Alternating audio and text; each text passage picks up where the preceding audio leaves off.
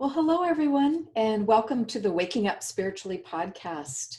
I'm Wendy Rose Williams, and I'm joined by Greg Kirk, and we're so happy to have you here with us either live or later via the archive. And the topic for today is spiritual practices and how to embrace your spiritual practice so that it just really supports you and it's something that's fun and easy to do because it's not meant to be one more to-do item that bogs you down or that you don't get to on your to-do list. It's just, to me, it's just meant to be a part of how we live our life, just in a happy, healthy way. So I am a certified spiritual teacher as well as past life regressionist and author. And my website is my full name, which is wendyrosewilliams.com. And I'll just turn it over to Greg and to introduce himself. And he's going to do a lovely protection ritual that also helps raise the vibration for the program. Hello, I'm Greg Kirk. I'm an energy healer and light worker, who also helps patients of Lyme disease and other chronic illnesses with physical treatments as well. You can find me at my name, gregkirk.com, and then my first name is spelled GREGGKIRK.com. And yes, I'm looking forward to this discussion today because developing a personal practice, what kind of helped me turn a corner in my life in terms of losing energy. I felt, I had energy leaks that were going on, and this helped quite a bit with that. And it just helped with my practice as well. Not helped with my healing practice. My daily practice helped with my healing practice, to be specific. But let's get started here with a protection ritual. The purpose of this is to because we're going to be talking about energetic things, some people watching this might actually feel a little bit of activation, which is great. We want to make sure that any kind of energetic things, transfers or activations that occur during a broadcast are of the higher and greater good for everyone. And to do that, the best way to do that is to create a protection orb around us. So I'd like to invoke Archangel Michael, Raphael, Saint Germain, all the guides, guardian angels, healing entities, and non-physical beings who have all of our best interests in mind to provide healing, guidance, and protection for all of us during this broadcast.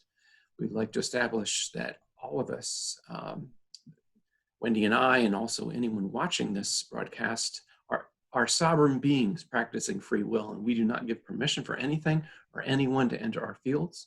We do not allow the mingling of our energies during this broadcast. Thank you all. Perfect. That's great.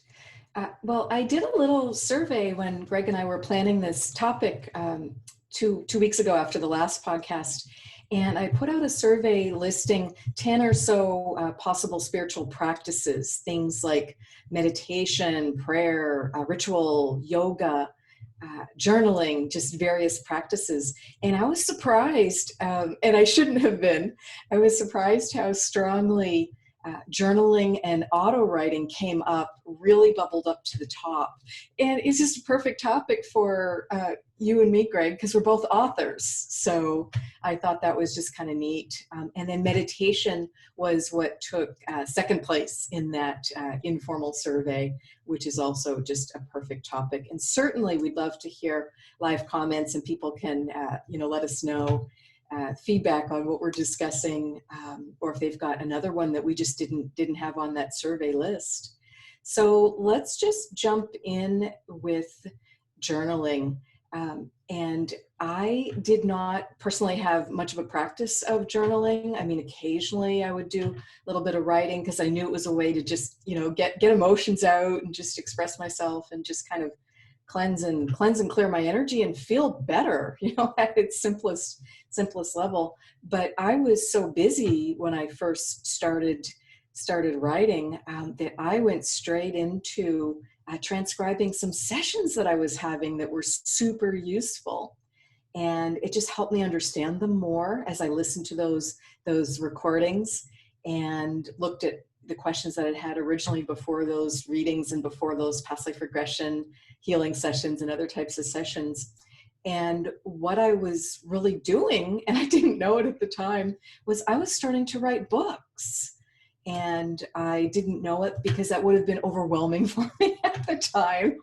So that was, that was just fine.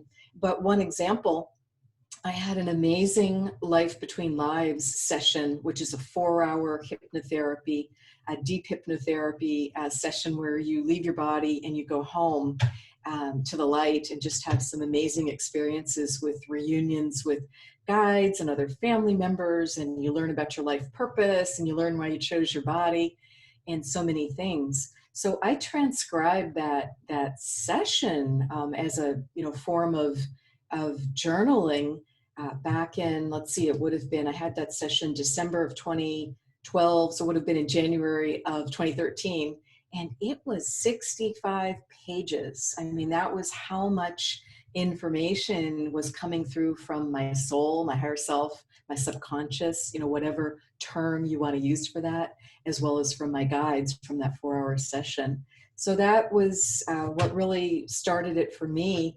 And then over time, I learned to auto write, which was incredibly meaningful. And what I mean by that term is to have a practice. A lot of times it helps if you meditate first for a few minutes, and then you can just simply write a question, something you've been struggling with, not able to get clarity on. You can write that single question at the top of your notebook pad, or you can sit at your computer and do it. And I would then, after that meditation, I would just start writing.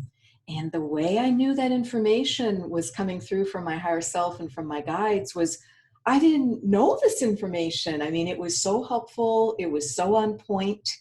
And also some of the language was different than I would use, like the grammar. And some of the words I had to actually look up because I remember writing the word fantastical.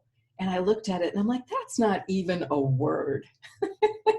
This is kind of garbly what I'm getting. What is this really about? My left brain, my ego kicked in and I started doubting it after I wrote it. And I looked it up and absolutely it is a word. So that was just a good lesson for me to just try and trust, just see what you get.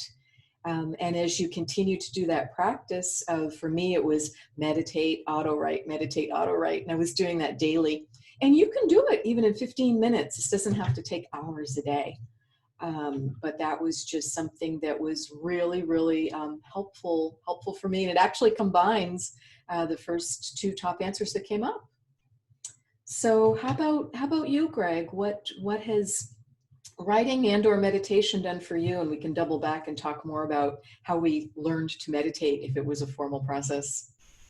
Yeah, writing has not figured in at all for me in terms of a practice. That's, I kind of view it as a separate thing. The practice, the need for it didn't even occur to me until years after. I mean, hopefully at this point, people who've been tuning in kind of know a little bit of my backstory, but for those who might be first-time listeners, I went through, more than a decade of struggling with chronic illness, Lyme disease, which ended up being, the platform for my spiritual awakening. And at the end of it,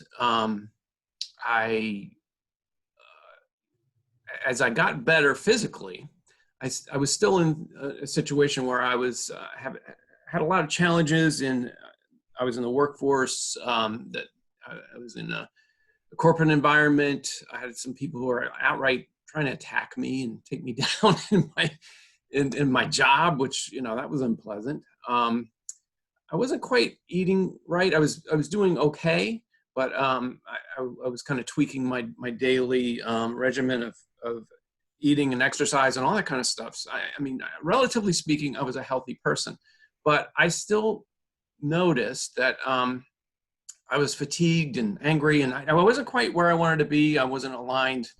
And, a friend of mine mentioned something about a practice, an energetic practice, or he called it a spiritual practice. And that's something that I thought was for gurus, or somebody who was really down the path. until I realized that if you don't do anything about these energy leaks, as I'll call it, which can usually come from some form of stress, usually emotional stress, it's going to start affecting you physically, and it'll take you out of where you want to be. So I found a practice to be helpful for me to protect my energy, to call some of it back, and to clear anything that's in my field that doesn't belong to me, to clear that out. Mm-hmm. So absolutely. Right. So that was kind of the wake up call for me. After I had my wake up, I became spiritually awakened. It's one of these things where it's a rolling thing. You continue rising up the frequency of higher vibration. So I found this to be extremely helpful. So a friend of mine who's into Kundalini yoga told me about some Kriya yoga poses that he taught me. I will include a link to them. I wrote a blog about them. There's 5 of them. So the interesting thing is I basically say, I equate a practice, a spiritual practice, to what people do in terms of like diet or in terms of an exercise regimen. So mm-hmm. It's the exact same kind of thing, at least from my perspective, where yes. if you're doing a workout, on a regular basis, you're doing it to keep yourself fit. You need to do the same kind of thing in order to maintain what I call your spiritual hygiene. So that is to keep your field clear, to keep your keep the protection integrity around you, and to keep you from leaking energy. And the energy leaks I've found can occur from emotional issues you've got, from ongoing depression, ongoing anger, being in kind of a fight or flight stage all the time. So if you're at a job where you're being attacked, or if you live in a household where relatives are attacking you all the time, you don't do anything about that. You're building up a lot of toxic energy. You're hanging on to some of it. You don't clear that out. The first stage is you'll start to feel fatigue and just not good, and then you'll start to have physical problems later. So was, again, like I said, the wake-up call for me to get started on a spiritual practice. It starts, to me, with the yoga poses, which are also kind of they're physically challenging enough that they're a bit of a workout. Mm-hmm. Especially if they're set up so that you just do them for as long as you can do them. And some of them are just arm movements, literally just like going like this to pull your energy in. That's easy to do. But if you do it for more than 3 minutes, that's hard. Keeping your arms up, So it is a physical bit of a workout. It's a mental one, because you try to maintain still point brain function where you're just focusing either on a mantra or just trying to keep your thoughts down to a minimum. And then you're physically, where you're making these motions like this, your brain, you can feel your energy field around you, and it feels like a solid thing. And once you do that, you do it every day. And just, I'll quote a funny quote that I've heard. I don't know if it's a Zen or a Tao saying, but Wendy has heard me say it a million times, but it's, the Buddha said a long time ago, set aside 15 minutes a day for meditation. Unless you don't have time, then set aside an hour. And, obviously the joke being, you don't think you got time for this. You really need, triple what you think you need. So you got to set this aside. There's an old saying in the healing arts community too. If you don't devote time to your wellness, then you're gonna be forced to devote time to your illness. So this is the same idea behind this. This is a wellness practice on an energetic and a spiritual level. So so again, I'll share the link to the blog I wrote about this. I've been helping people with this particular thing with my healing practice. And I recommend that everybody develop your own version of this. So, starting maybe with some of the Kriya poses that I suggest, and then just worked with somebody recently who said, well, what about Qigong? Can I add some Qigong to that. Of course you can. Yeah, Qigong's a phenomenal practice. And if you've got something that you can kind of focus on yourself with that, then add that with these Kriya poses to something else, guided meditation, anything like that. But as long as you do it anywhere between, 15 minutes to an hour, try to do it every day. And like Wendy said, don't make this a chore. Make this something fun that you can do every day if possible. Now, obviously, if you're traveling or if just for whatever reason, or if you do get sick or something like that, or you pull your back out, or these things happen. So that's fine. You skip a day or so, but you'll notice the difference when you don't do it. I've noticed it. If I've gone for a day or two or even 3 without doing my spiritual practice, my field feels totally different, and it's not good. I want to get back to doing it. Right. You just feel out of sorts. Yeah. Yes. And my spiritual practice, it just kind of works itself in during the day, which is neat. So, and we've touched on some of these points in a lot more detail in the grounding and clearing, the energy management podcast, the 2 podcasts that we did on that. So I'll just touch on them real quickly.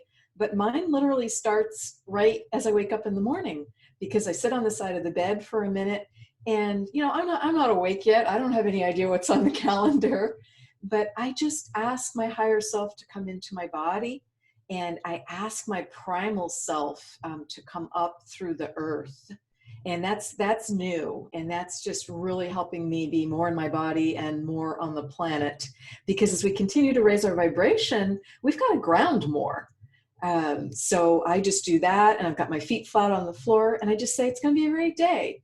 So, you kind of prepave and set your intention. And when I wake up and I'm sitting on the side of the bed, I'm looking at my home altar. And I didn't even know what a home altar was or what a home altar was for until, again, like you said, Greg, oh, that's for other people. Until my first spiritual teacher back in 2013 recommended that she thought I would really benefit from the practice of having a home altar. So, we talked a little bit about what might go on it, crystals, things you find in nature, that are beautiful and meaningful to you.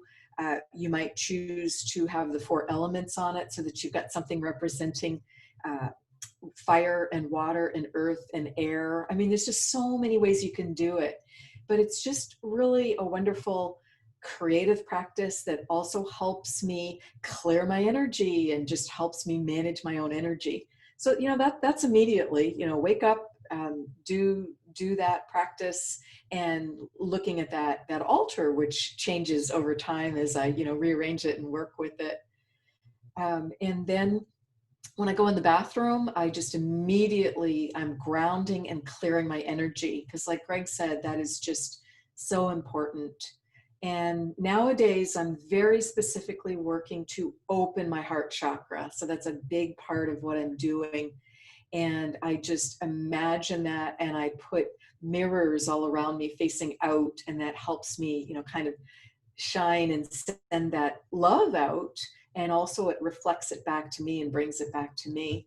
And those mirrors I also find wonderfully protective, because they're just going to attract what's best for me. The universe has got my back, and they're just going to reflect back what's none of my business, not to do with me, things I don't need to get involved with. So I don't worry about low vibration energy, because if you're putting a lot of, concern and thought there, guess what you're going to attract? So you just do these practices from a place of self-respect and self-love and self-care. Like Greg said, it's like exercising or good nutrition, or I don't know, dental hygiene, taking care of your teeth and gums, because that's such an indicator for our health overall, that sort of thing. So I just choose to spend a couple minutes every morning doing that before I start interacting with people, before I start getting online or just, doing anything else. I'm taking care of me. And then same thing, you're taking a shower, you can just be clearing your energies, just a fun, easy way to do it. So that's just some of like the basics. And then I'm repeating that before I meditate or before I go to sleep at night. I'm clearing my field again. and just giving thanks. I mean, giving thanks and gratitude, whether you're just doing it naturally during the day or whether you choose to keep a gratitude journal for 30 days, for instance, can be a really neat spiritual practice. If you're just feeling down and, beat up and not feeling well, well, you don't have to do that practice forever because that might feel overwhelming to you. Maybe you'll want that to be part of your daily routine, but maybe it's just to do it for 30 days. So that sort of thing, to just be bolstering your own energy. So, Greg, how about if we talk about meditation? Because so many people ask questions. Well, how do you meditate? What does that mean? Well, how do you actually do it? Because I get stuck and I can't focus, and it just makes me frustrated. So, would that be a good topic? Yeah, absolutely. Just Okay. before we launch on that, let me just Sure. mention something, just kind of underlining a point that you're making. I don't know if you're aware of it, but the practice doesn't have to be all at once. Mm-hmm. I think it is a good idea. I like to have most of my practice at a certain time of day. So the Kriya poses and things like that, the meditation, things like that, I do pretty much at the same time. However, you were starting to say stuff about showers and waking up in the morning. Excuse me. I'll do a part of a practice in the morning. If it's a sunny day, I'll go out. I'll try to do sun gazing.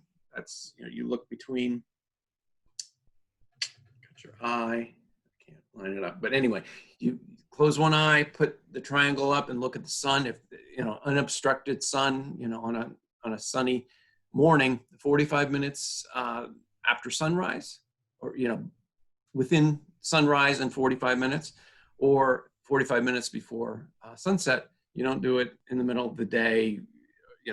At noon, you'll burn your eyes. But, you do the sun gazing, you stare with one eye for about 15 seconds, and then the other eye, you filter it with this triangle you make with your hands. That's one thing. And then, of course, earthing, walking. What I do is I do them both at the same time. So I'll be barefoot, even on snowy days. I'll go out and yes, I stand out there.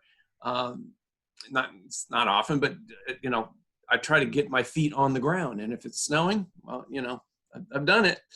So that's obviously I don't then rush in and do my meditation. Then the meditation comes hours later. The other thing, like you were saying, the shower. I do a breathing exercise in the shower, clearing. And for a while, I was doing. I don't know if people here are familiar with Wim Hof. His first name is spelled W-I-M. His last name is H-O-F. He's a pretty amazing guy, and he has developed a lot of extreme temperature practices. And one of the things that he recommends is doing a shower as cold as you can get it. So you take a regular shower, and then I recommend look up Wim Hof. He takes ice baths and all these crazy things. But for an entire year, I was taking very cold showers at the end of my shower while doing breathing exercises. And it stimulates you. For the first, as you're getting started, it's one of those things like you build up. When I first started doing it, it was really hard and painful. But by the end, I could do about 2.5 minutes of freezing cold water in the middle of the winter. And I can't tell you how invigorating that is. And it affects your field as well. So it's not only is it a physical thing, you really feel different and invigorated. So I don't know. I did that for an entire year. Now I'm not doing it anymore. I don't know why. It just felt like it was something that I needed to do then, and now I'm doing now. But anyway, back to your point about meditation itself. This I think is the building block of a practice. And in that saying, set aside 15 minutes for meditation. That's, the cornerstone of a practice. So, probably like everybody listening right now, I started meditating, in the early days and thought I was doing it wrong because I wasn't achieving nirvana every time. And I had completely wiped out my, every single thought out of my mind, and I can't tell you how many people I've talked to who have said, I don't meditate anymore because I can't do it, or I'm doing it wrong. No, to this day, I still don't get all the thoughts out of my head. the point is you just reduce your thoughts. You know, I think the main reason mantras were developed was that's something that you repeat over and over in your mind. So you just focus on the mantra. So if you want to develop a mantra, which is literally just a nonsense word, that seemingly nonsense word that you repeat over and over. But the point is that I finally started doing more regular meditation when I got some instruction, or I read some instruction about, sitting up. If you can achieve the lotus position, or the relaxed position, I think it's called, where you got your legs crossed. And if you want to do mudras, or if you want to just, hold your hands face up, I see people do that. And just start breathing. This is a whole other topic of discussion about pranayama, which is specific breathing where you pay attention to your breath. When I do my healing sessions, I breathe in just through the nose for 6 seconds. Do what's called belly breathing. So you don't raise your chest, you raise your belly to increase lung capacity. You hold it, and then you breathe it out through your mouth, through a small opening, and you release anything that doesn't serve you. You do that several times. And, I've heard people say when you're doing meditation, if your mind gets lost, come back to your breath, listen to your breath. The experts on meditation do that. So if there's a big connection between meditation and breathing that can kind of make you a more magical person. Because the gurus, that's what they do. They basically, they focus on their breathing, they get lost in it, and then they just start traveling. So visually, what do you do? Well, I've heard to imagine 2 inches behind your nose. At about this point, imagine a little dot of light and focus on that. So I've heard other people say, keep your eyes open and find a focal point in your room where you are, and just view that and keep like a coming soft back. gaze. Mm-hmm. Yes, come back to it if you get lost. I prefer to have my eyes closed because I like to see things sometimes. I see more things with my eyes closed than I do with them open. And by see things, I mean things that start leaking in through the veil. Clairvoyance. Start to see faces and get some information. That's important stuff for me. I love that. So you just maintain that for as long as you can. And the point is not to zero out your thoughts and completely erase them. The point is to get relaxed, reduce your thoughts. I've heard people call this a stillness practice. So if you think of your meditation as a stillness practice, not a complete zen out, travel to another world and achieve nirvana. Obviously, you want to get to there, but it takes people, a lifetime. So don't worry about that. Just create a stillness in your mind and in your body with regular deep breaths, and that's how you get settled. And then, eventually you may start seeing some things, or hearing some things, or sensing things from the outside, which is can be good. Absolutely. Absolutely. Well, I just want to go back quickly to your point about the cold showers and building immunity that way.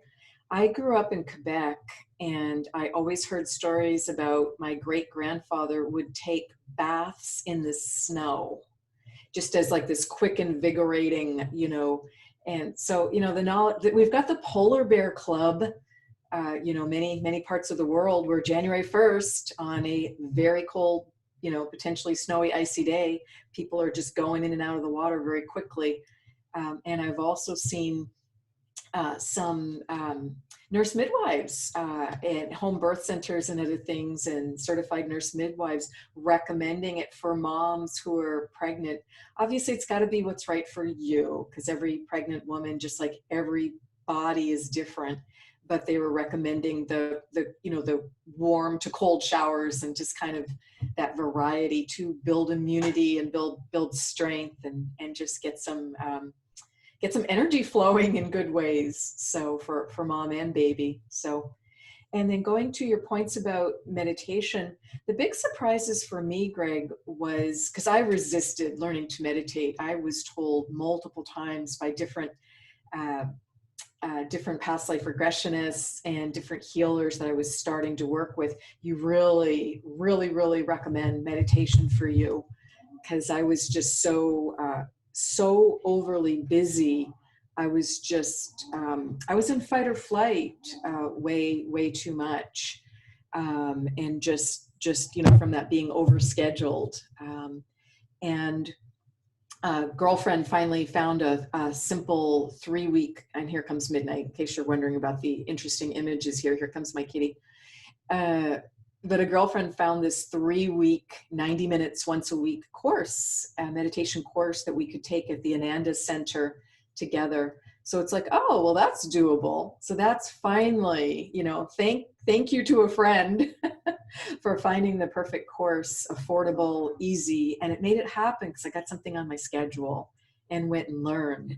And some of the things that I learned was you don't have to sit in one, perfect position. I mean, sure, it's helpful if you can keep a nice straight spine for it, but you might choose to be sitting on the ground. You might choose to be sitting in a chair. You might choose to lie down. There's just different ways. It's what's right for you.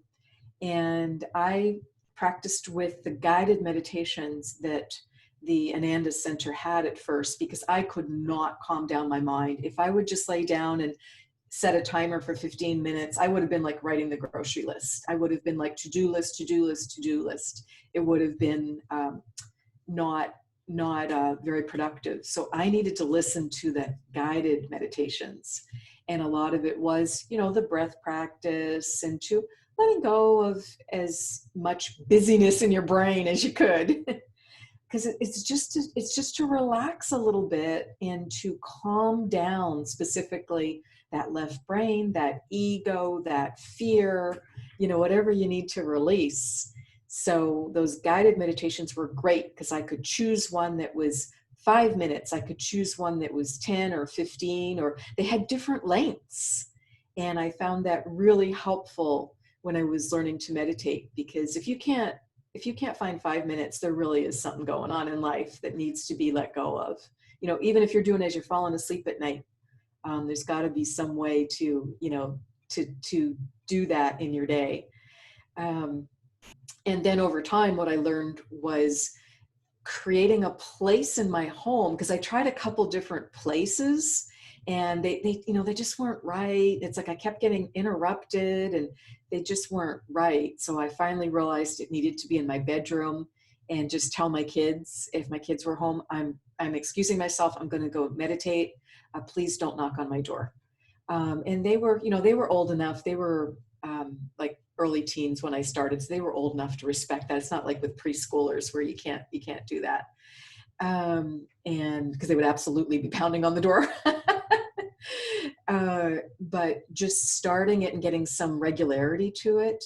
And I also learned to do those short ones 6 days a week, and then at least once on the weekend to do a longer one, whether it was 30 minutes or 60 minutes. So just that repetition, having the varying lengths, and doing that one place, because I really could feel when I went back to the Ananda Center for a refresher, after I'd learned in that short little course, I learned that the energy really builds beautifully in places where people are doing a lot of meditating or a lot of prayer or a lot of ritual. So I realized I needed to build that same energy in my home. And that just started to come together naturally, because here I'm now meditating daily in my bedroom, and I'm right by that altar that also had gotten set up, and I've got those crystals. So sometimes, I'd be choosing to hold on to a certain crystal, and that just started to come together in good ways too. But that's some of the things that occurred, and that practice just started building. And I found I was just getting more calm, and I had better answers to things, and I wasn't so much of a human doing. I was starting to move into the human being place more often, because being a single working mom was just incredibly busy for many, many, many years. And that's why I was resisting when people were saying you would really benefit from a meditation practice, or you'd really benefit from a spiritual practice. Because originally it sounded to me like, oh my God, one more thing to do. I can't fit one more thing in my day. So I resisted it because of that, because I knew I wasn't getting enough sleep already, and I knew I was just overly booked. So that's why, for me, it needed to become more of like a part of my way of life, not a to-do activity. But some suggestions for people who really, really are either busy, or you need to get more exercise, or you've got some ADHD and just need to really be moving. Walking meditation is absolutely a thing. You do not have to be in this, meditation position that you see pictures of, or you don't have to be, laying half dead on your bed. It's just, you can take a lovely walk in nature. It can be 15 minutes. Ideally, if you're by a fresh moving body of water, if you have the good fortune to have that near you, or in the woods, or maybe it's in your own neighborhood. Maybe you're walking your dog. Maybe you're borrowing the neighbor's dog, because a lot of dogs need to be walked more, and that can be your meditation time. Because you're just getting out there, and again, like Greg said, it's a 2-for-1 of you're exercising, you're clearing your mind, you're meditating. So it definitely brings those benefits in. And I love the articles, because there's scientific articles showing that the brain improves, the brain changes, the brain physically heals in as little as 6 weeks of daily meditation. And I think that's mind-blowing, that any of us can do this, even though we think we're not doing it right. You're not required to levitate, because some of us just have these ridiculous expectations and standards from something we heard or read or saw in a movie, that sort of thing. So just be kind to yourself is my message with this, and just try different ways. If just the pure silence isn't working, try the guided meditation. If you don't like the voice of that person, or they just throw you off, well, guess what? There's a ton more of them out there. Or record your own, grab your own smartphone and give yourself a couple prompts, because some people do better with their own voice. So there's just so many ways to do it, or do it via walking, as I said, or do it when you're in the shower or you're in the bath. Because again, that water just really connects us beautifully with the divine. So there's just so many ways. Or again, if you have to, you do it as you're falling asleep at night. Or if you find yourself resisting the meditation practice, what I did for a while, because I was putting it off during the day, and I was using up more energy putting it off than I was by doing it. So what I learned to do, I can do that with exercise too. So what I've learned to do is set the alarm if I need to set an alarm that morning, so I have enough time to do my daily meditation immediately when I wake up. I'm already in bed. I'm in that like perfect receptive state. And I do, that's when I do my hip exercises too, because otherwise I can put those off for the day. And it just doesn't set your day up well when you're resisting something. And it just changes the whole day around when you've already done it right away.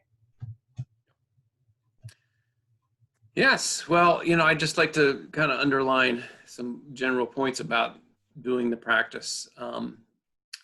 You kind of will pay for it if you don't do it, but there's kind of threefold benefits to it. One is to stop yourself from leaking energy, so that's the first part. The second is to clear anything in your field that doesn't belong. And the third thing is to raise your aura or expand your field. That's one of the things that those Kriya Yoga poses do. So depending on where you are in doing your practice, it's either, oh my God, I just got to do this to get myself settled or, aligned. Then after you start doing it for a while, you're like, okay, now, I'm starting to feel better about things. Let me just clear the stuff that doesn't belong to me out. And then you'll get to the kind of the third phase where I'm feeling pretty good. I'm doing this all the time now. Let me kind of explore a little bit. Let me see if I can, feel some things coming in and start building your your field. I mean, that's Your one of the things. muscle, your energy muscles. Yep, start flexing a little bit.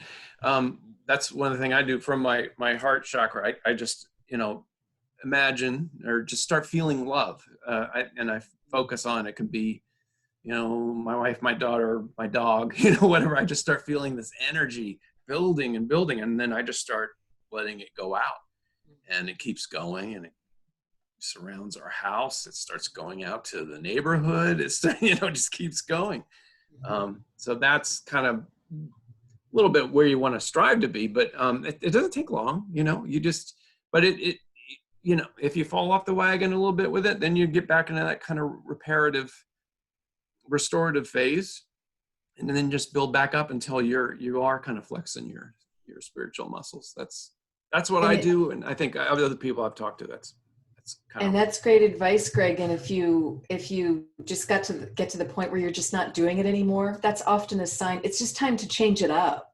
right. So, find something new and different, because people do amazing spiritual practices with chanting or with drumming, or a crystal bowl or singing, or, whatever it might be for you, because all those areas, or using a rattle, whatever those practices are, and just have fun with them.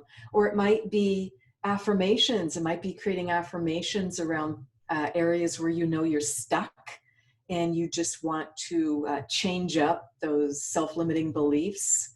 It can be creating rituals. It can be, I went through a big stage where I was creating beautiful altars, and just doing altars for specific reasons, and just creating crystal grids as part of them. And that was just a big part of my practice for a couple of years. So, and now I did have the good fortune to go to a drum making workshop, and I've created my own drum, which I would never have been able to do on my own.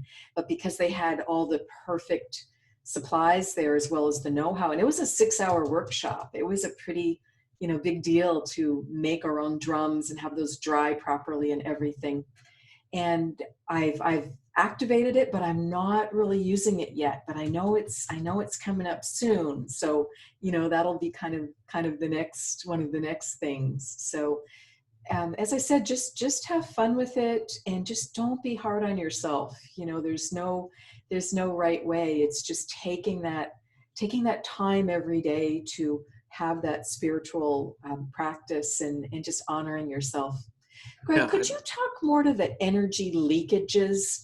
Because how do you detect those? Because I completely agree with what you're saying, but I personally don't have good knowledge in that area of how would someone know? Is fatigue the number one indicator? Yeah, And you feel fatigued and irritated. That's just fatigue basically, and irritation. Okay. yeah. It does, or it can be both, or one or the other. Okay. That's pretty much it. And Okay. and it's more mental emotional stress that's related to it. So, I mean, if you were out plowing the fields all day and you came home and you were beat and fatigued, well, that's that's a physical thing. Right. Which That makes perfect sense. can weaken your field a bit if you do that every day. That creates, some kind of stress, but it's always related to stress. So I would say anybody today who's in the workforce is usually experiencing this type of stress, interacting with a lot of people. Some of them don't have your interest in mind. They're maybe competitive with you, or like I said, I was in a situation where, I had people going after me, trying to take me down, which was crazy.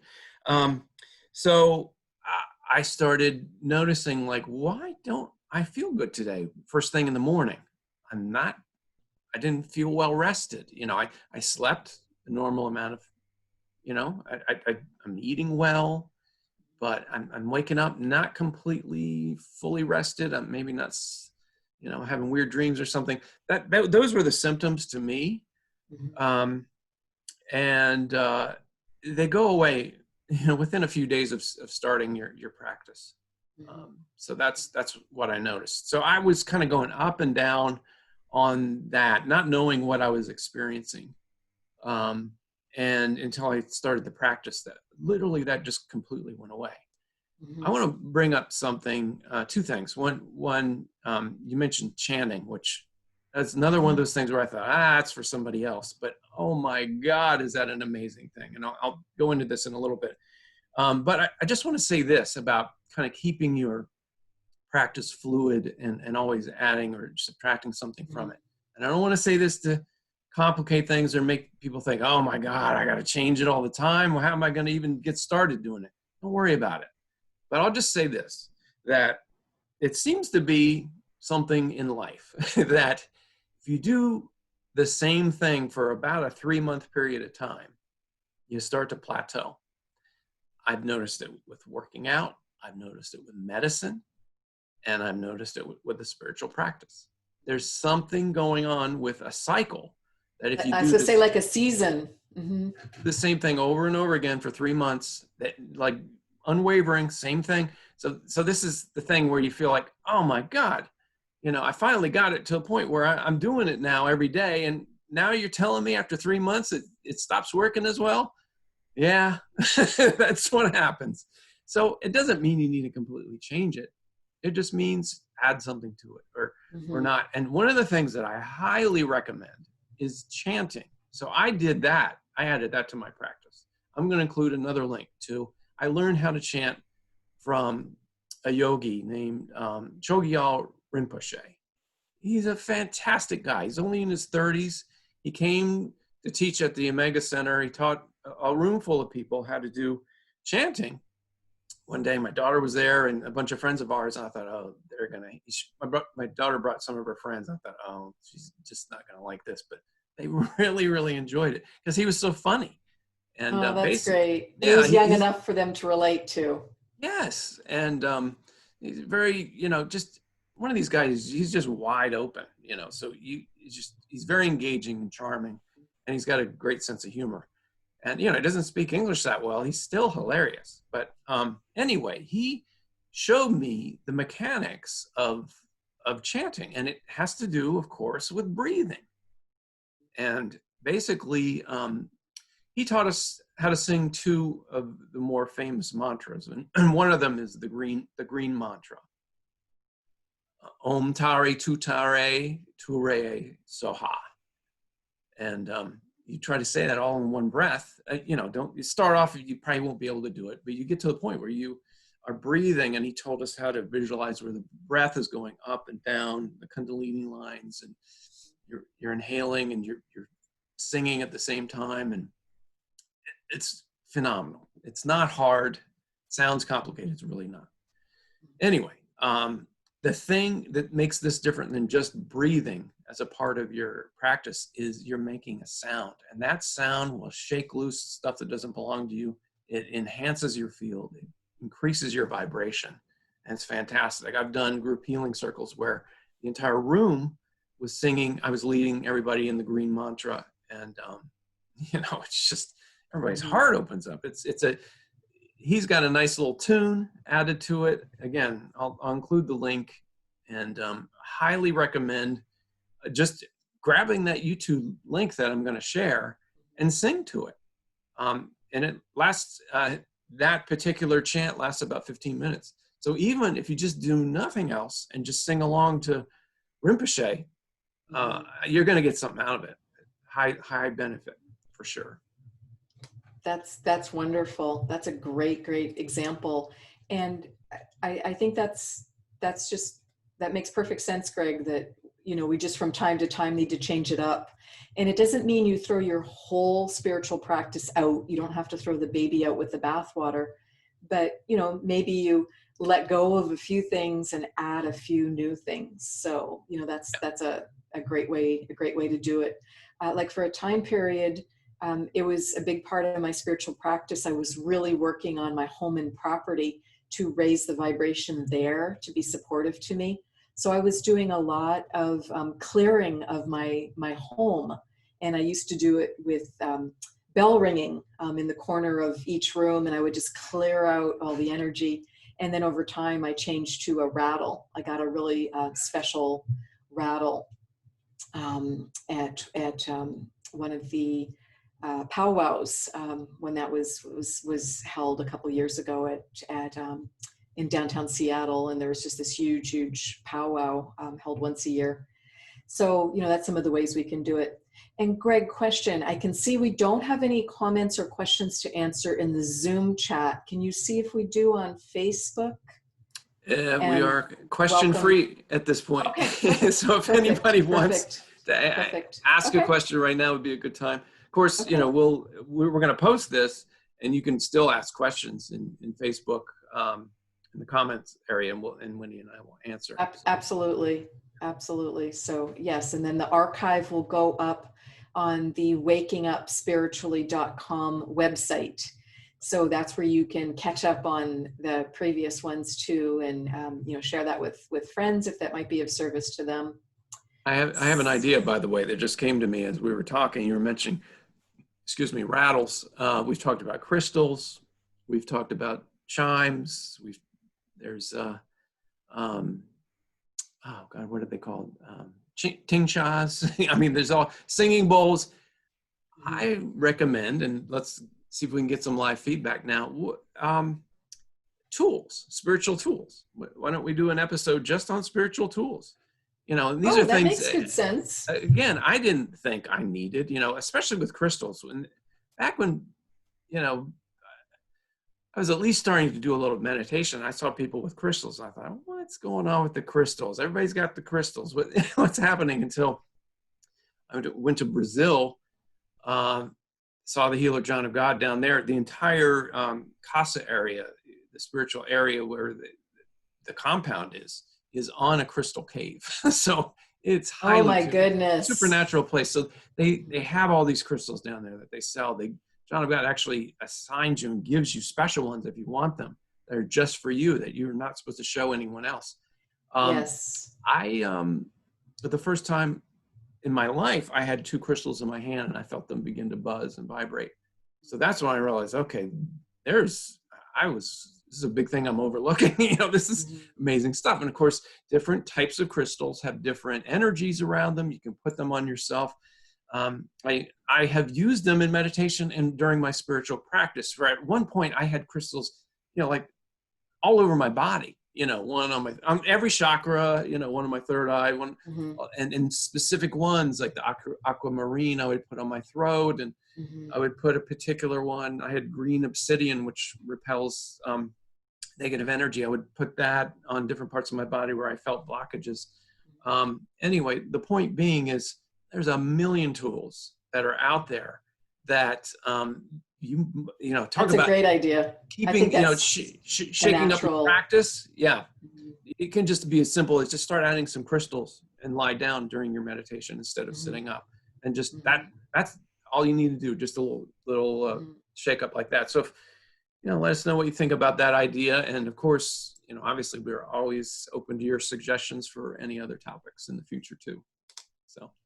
Well, wonderful. Well, I think that's a great time to wrap up, Greg. Do you agree? I do. Okay. So again, thank you so much for joining us, whether it was live or via the recording. And my website again is wendyrosewilliams.com. And you're welcome to go there to find other podcasts that I've done and radio interviews and that sort of thing, as well as information about my books. I'm working on finishing my 3rd, but there are two published right now, as well as a short story that's in a collection book.